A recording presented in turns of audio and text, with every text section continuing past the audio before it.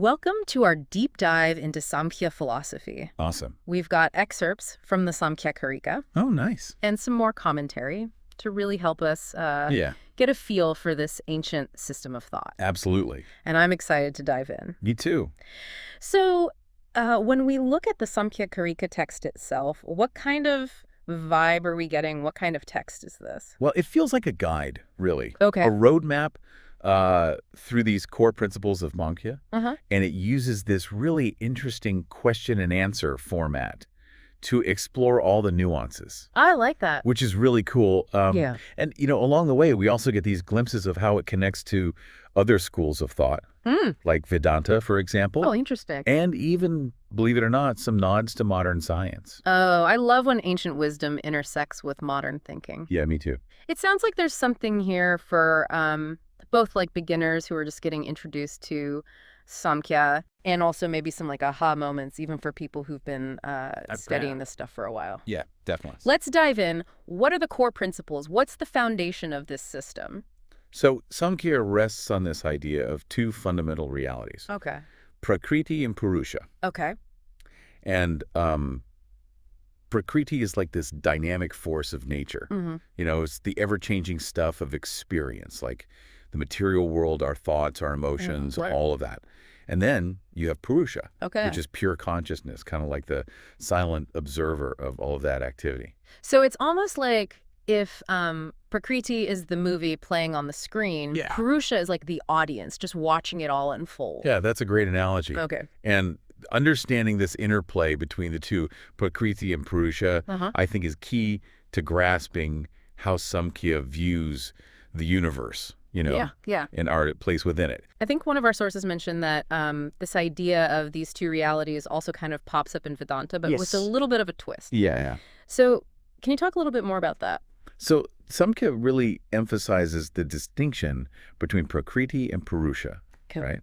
Vedanta ultimately seeks to merge them Mm-hmm. into this single unified Brahman. Interesting. So kind of like two different paths, Yeah. but maybe leading to similar destinations. Exactly, yeah. Kind of looking at the same coin from different sides, maybe. That's fascinating. And you also mentioned a little bit ago about some nods to modern science. Yeah. Now, that really piqued my interest. Where do we see those parallels? So, like, when you think about quantum physics and the observer effect, Mm-hmm. the idea that observation itself can actually influence reality, Right. that in a way aligns with the Samkhya concept of Purusa Okay. as this conscious observer that kind of influences the dynamic flow of Prakriti. That's pretty mind-blowing that we have this ancient philosophy that's kind of foreshadowing some of these modern scientific discoveries. Amazing. But here's where things get a little more interesting to me. Our sources say that Samkhya doesn't start with blissful unity, that oneness. Right. It actually starts with pain. Yeah. Why begin with such a heavy concept? Yeah. Well, I think Samkhya, while aiming for liberation, Yeah. is also very grounded in the realities of human experience. Okay. And, the text kind of jumps right into this concept called dukkhatraya, which is like the triad of pain. Okay. And it includes the pain that comes from our own bodies and minds, the pain caused by external factors like, other people Mhm. or the environment, and even the pain caused by supernatural forces or fate. Supernatural forces. Yeah. That sounds a little out there for me. I know. How does that reconcile with the emphasis on logic and observation? Yeah, I mean, it's important to remember that we're talking about a philosophy Mhm. that emerged thousands of years ago Mhm. in a very different cultural context, right? Right. So what they might have considered supernatural, Yeah. maybe we would now consider psychological or, sociological forces. Mm-hmm. It's more about recognizing that there are things that influence our lives Okay. that we may not fully understand or control. So not necessarily like ghosts and demons, but just kind of like Yeah. acknowledging the vastness of existence and the limitations of our knowledge. Exactly, yeah. So Samkhya starts with pain because it's this universal experience, It's like this common ground. Right. And by acknowledging it, Yeah. the text can then kind of set the stage for exploring how to move beyond it, Yeah. towards this state of liberation. So I guess it's kind of like saying, hey, life is tough, but let's figure out how to navigate it skillfully. Exactly, yeah. But if the goal is to reach liberation, this freedom from suffering, how do we, according to Samkhya, how do we even begin to gain knowledge about reality? Right. And especially about things that we can't even directly see, like Prakriti and Purusa. Right. That's where the pramanas come in. Okay. So Samkhya outlines 3 means of valid knowledge: perception, inference, and valid testimony. Okay, hold on. Valid testimony. That seems a little bit tricky. I know. How do we know if someone's testimony is actually valid? Yeah. Especially when we're talking about these like big existential questions. Exactly. And that's a question that Samkhya directly grapples with. Okay. So for them, valid testimony primarily comes from the Vedas, Okay. the ancient scriptures, Got it. which are seen as this kind of source of knowledge that goes beyond, individual perception. It's offering insights that we might not be able to arrive at just through like our own observation or reasoning alone. But couldn't that lead to like dogma and blind faith? How do they avoid that? Right. And that's what's so interesting. Samkhya doesn't just accept anything as valid testimony. Okay. It rigorously defines its epistemology, which is basically like how we know what we know. Right.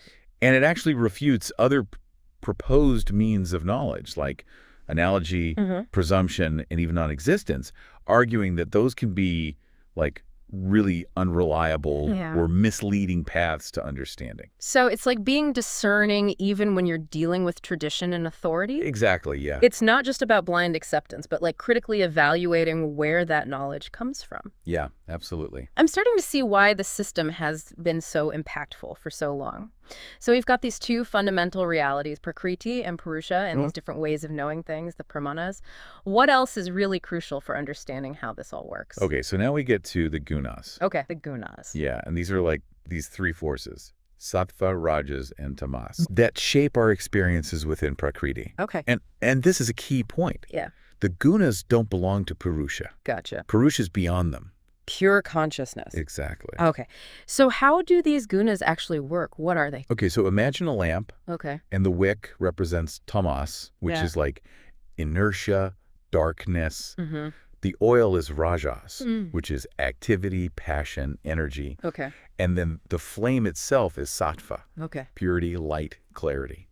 I like that. It's a very clear analogy. Yeah. Okay. So are these gunas static? No, Or do they interact? they're constantly interacting, shifting their balance, creating this dynamic flow of all of our experiences. Okay. So sometimes one guna might be dominant, sometimes another. Right. And this interplay shapes everything, Wow. our perceptions, our actions, our moods, our whole experience of the world. So if I'm feeling like really sluggish and unmotivated, that's tamas kind of taking over. Yeah, you could say that. And if I'm like full of energy, like super enthusiastic, Yeah. that's rajas at play. Yeah. And sattva would be like that calm, clear state where everything just clicks. You got it. Okay. And what's even more interesting is that we're not at the mercy of these gunas. Oh, good. They can be influenced by our choices, by our actions, even our environment. Wow.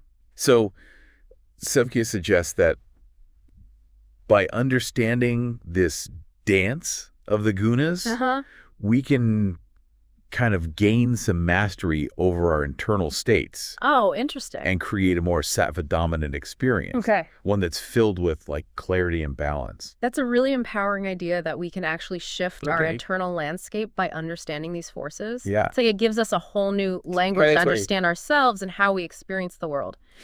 Now, I know that our source material also mentions something called the linga sharira, or the subtle body. Yes. What is that exactly, and how does it fit into all of this? So the subtle body, you can kind of think of it as like a blueprint of our individual consciousness. Okay. It's made up of our mind, senses, and these subtle elements. And here's the key. It transmigrates through lifetimes. Wow. Carrying the imprint of our karma. So it's sort of like a soul. Yeah, similar to the concept of a soul. Okay. The essence of who we are that travels from one life to the next. And it's not just a passive carrier, though. Right. And that's what's so fascinating. Yeah.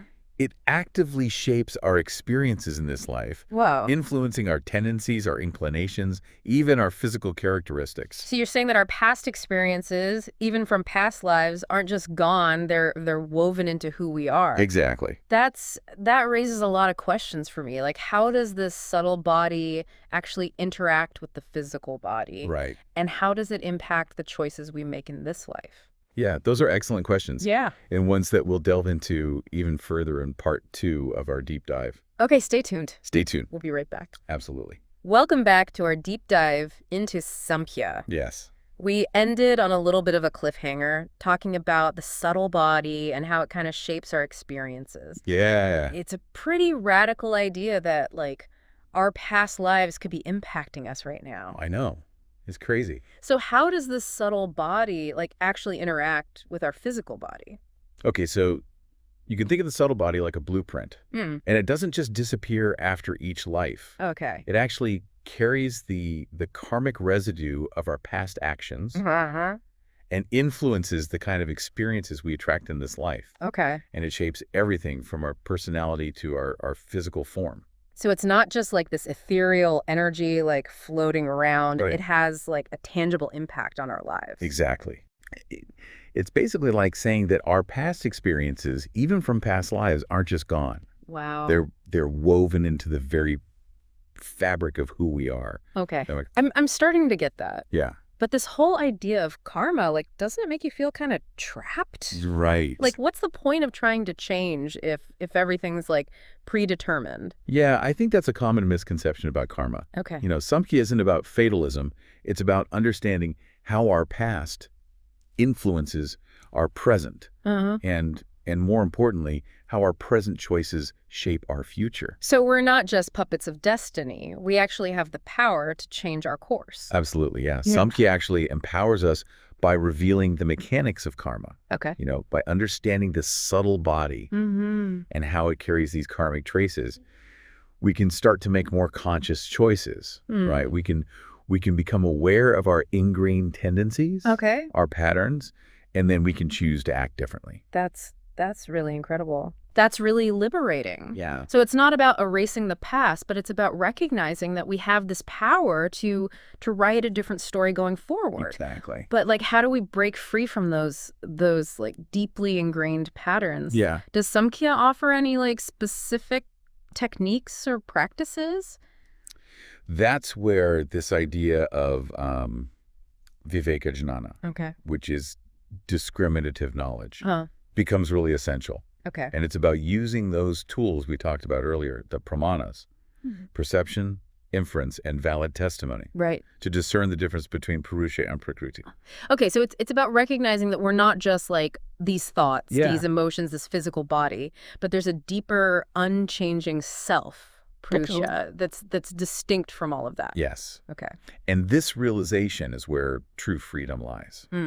You know, when we can see through the illusion of our identification with Prakriti, with this constant flux of experience, then we break free from that cycle of suffering and attain liberation, or kaivalya.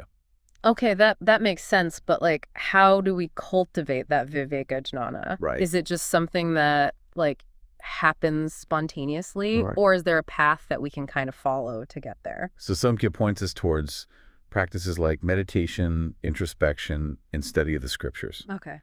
You know, these tools can help us cultivate the clarity and the stillness needed to directly perceive that distinction between Purusa and Prakriti. So it's an active process of, like, self-discovery. We have to, like, look inward and train our minds to see things differently. Exactly. Yeah. Like polishing a mirror, you know, with practice, we can remove the dust and the grime, the mental clutter, the attachments, and allow our true nature to shine through. You mentioned earlier that Samkhya also has these intriguing connections with modern science. Yeah. Can you elaborate on that a little bit more? I'm curious, like, how can an ancient philosophy be relevant to contemporary scientific thinking? Well, when you think about fields like consciousness studies and neuroscience, they're grappling with these fundamental questions about, you know, the nature of awareness, perception, the relationship between mind and matter, Right. and Samkhya with its with its sophisticated analysis of consciousness and its interaction with the material world, I think might offer some really fresh perspectives on these topics. So it's not just like a historical relic. Right. It could actually contribute to like cutting-edge research. I think so, yeah. Yeah, it's pretty cool. I think what's so exciting about these ancient systems of knowledge is that they offer this timeless wisdom that transcends cultural boundaries, you know? Yeah. And as we continue to explore these mysteries of consciousness in the universe, these ancient insights might actually prove to be more relevant than ever. This has been an incredible journey so far. Yeah, me too. But we're not quite done yet, are we? What else awaits us in the Samkhya deep dive? Well, there's one more intriguing aspect of this philosophy that we haven't touched on yet. The siddhis. Oh, yeah, the siddhis. And these are like special powers or abilities that can be developed through dedicated spiritual practice. Okay, yeah. And in part 3, we'll explore how these siddhis fit into the larger framework of Samkhya. Okay. And its ultimate goal of liberation. I'm excited about that. Me too. Welcome back to our Sāṅkhya deep dive. I'm feeling like pretty energized after exploring that whole concept of the subtle body and karma. Yeah, it's pretty wild stuff, huh? Yeah. And at the end of last part, you mentioned something called siddhis. Right. These like special powers that can be developed through spiritual practice. I gotta admit, that's piqued my interest. Yeah, it's some pretty fascinating stuff. So what are these siddhis, and how do they fit into the whole philosophy of Samkhya? So the siddhis are kind of a fascinating aspect of this whole system. Okay. They're described as these extraordinary abilities, some of which sound pretty supernatural. Oh, like things like levitation, invisibility, or even the ability to like shrink yourself to the size of an atom. Okay, now that's what I'm talking about. Yeah, right. Levitation, invisibility, those sound like superpowers straight out of comic books. I know. But are we talking like literal powers here, or are they more symbolic? That is the million-dollar question. Yeah. And it's one that people have been debating for centuries, really. Right. Some interpretations take them very literally. Okay. You know, suggesting that they're attainable through very specific yogic practices. Others view them more metaphorically. Okay. As representations of kind of like a mastery over one's mind and senses that comes with deep spiritual understanding. So like, even if I can't literally become invisible, maybe the idea is that through practice, I can develop a kind of mental clarity or a freedom from distractions that makes me feel invisible to like the usual stresses and anxieties of life. Yeah, you got it. Okay, I like that. Whether they're understood literally or metaphorically, I think they highlight this transformative potential of Samkhya's path. They point to this possibility of the transcending the limitations of ordinary experience. But how do these siddhis, even the metaphorical ones, like how do they actually lead to liberation? Is it just about like acquiring these powers? Right. Or is there something more to it? Yeah, well, remember that the ultimate goal of Samkhya is the complete cessation of suffering. Right. You know, this experience of true freedom and liberation. Yeah. And this, as we've discussed, comes not from external achievements or powers, but from the direct realization of our true nature as Purusa, distinct from Prakriti. So it's about that moment of recognition, that aha. Yes. Where we see that we are not the body, the mind, the emotions, but the pure awareness that observes all of that. Yeah, beautifully said. Okay. And the siddhis, I think even the seemingly extraordinary ones are ultimately like stepping stones on the path to liberation. Okay. They can help us cultivate the clarity, the focus, the inner strength needed to take that final leap into freedom. So it's like Samkhya is saying, hey, you can have all the powers in the world, but true freedom comes from realizing that you're already whole and complete just as you are. Yeah. That's a beautiful way to put it. Okay. And I think that message is so relevant, especially to our modern world. Yeah. Where we're just constantly bombarded with messages about what we need to achieve or acquire to be happy. Right. You know? Yeah. Samkhya reminds us that true fulfillment lies within, you know, in the recognition of our inherent wholeness as Purusa. This deep dive into Samkhya has been an incredible journey. I feel like I have a whole new lens through which to view myself and the world. That's great to hear. It's been a real pleasure exploring these ideas with you. Yeah. Yeah, me too. And what's so exciting is that Samkhya doesn't like pretend to have all the answers, right? Yeah. It offers this framework, this set of tools, Yeah. and then it kind of invites us to continue the exploration ourselves. Exactly. It gives us a starting point. Yeah, and that's what I love about these deep dives. They Yeah. spark a sense of curiosity Yeah. and they inspire me to keep learning and keep growing. I'm definitely going to be pondering these concepts for a long time to come. I love that. Thanks for joining me on this adventure. It's been my pleasure. And remember, the journey of self-discovery is a lifelong one, and there are always new depths to explore. Just keep asking questions, keep seeking. And who knows what other treasures of wisdom you'll uncover along the way.